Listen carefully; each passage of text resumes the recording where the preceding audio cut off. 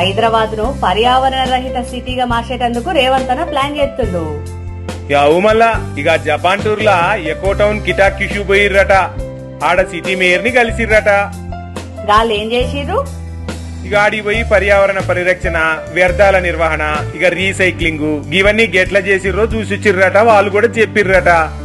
గదే ఈడ ఇంప్లిమెంట్ చేస్తారన్నట్టు. ఇక ఆల్రెడీ మన హైదరాబాద్ లా ఎకో టౌన్ కు సంబంధించి EX research institute, P9 LLC, Nippon steel engineering, new chemical trading, Amit holding సంస్థలతో తెలంగాణ సర్కార్ ఒప్పందాలు కుదుర్చుకునే. ఇంకేంది సూపర్ అయితే.